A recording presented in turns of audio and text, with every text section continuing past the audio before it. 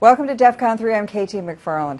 In the wake of the deadly terror attacks in Paris, Parisians look to social media as a tool to find safety and to let loved ones know that they were all right.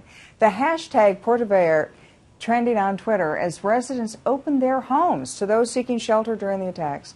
Joining me from Dallas with more on social media is the expert Shama Hyder. She's the CEO at the marketing group Zen Group. Thank you so much, Shama.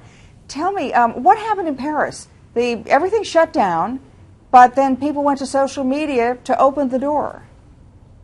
Social media played such a huge role, and it was so nice to see the positive side of humanity.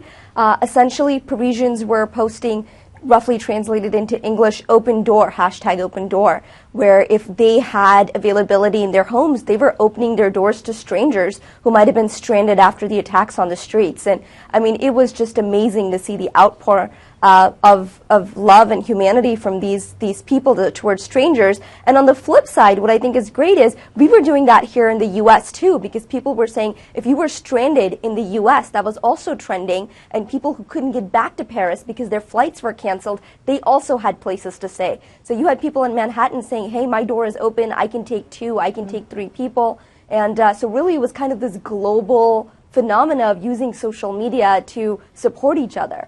Well, there was also another website that people were supposed to go to, hashtag Recharger Paris. It was used to help people find their missing loved ones. If you knew that you had relatives there but you couldn't find them, you could go to this hashtag. So tell me about that.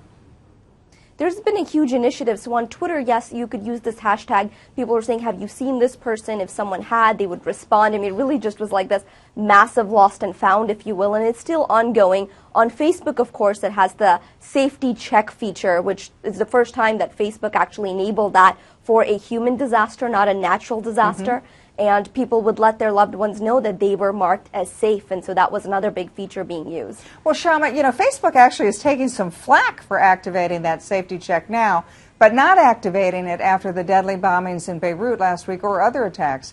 And the Facebook CEO, Mark Zuckerberg, well, he released a statement saying, quote, many people have rightfully asked why we turned on the safety check for Paris, but not for the bombings in Beirut and other places. Until yesterday, our policy was only to activate safety check for natural disasters. We just changed this and now plan to activate safety check for more human disasters going forward as well. So what do you think of this, Shama? Did they do the right thing?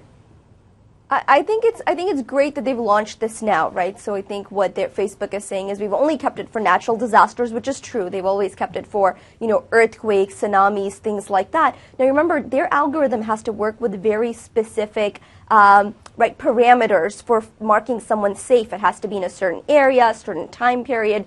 And when you look at the Middle East, for example, when the conflict doesn't really have a start date or a finish date, that gets a lot more trickier. So I think they are going to have a much harder time when they're trying to do this in the Middle East versus Europe. Mm-hmm. Did all this just happen spontaneously? Yeah, it's amazing. You know, social media is very spontaneous. People start contributing, and it's a very democratic process. Okay, so talk to me about what happens going forward. What role can social media, the good guys, as you say, what role can social media play after events like this?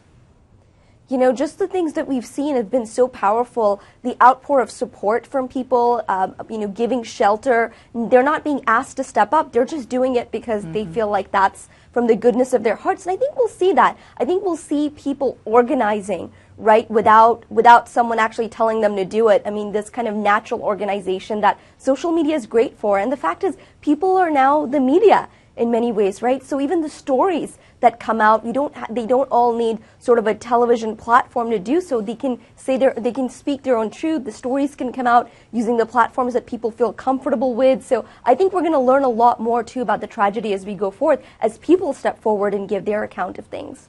You know, every now and then the good guys do step forward, and thank goodness they're using social media for it. And thank you, Shama Hyder, for joining us and for explaining it.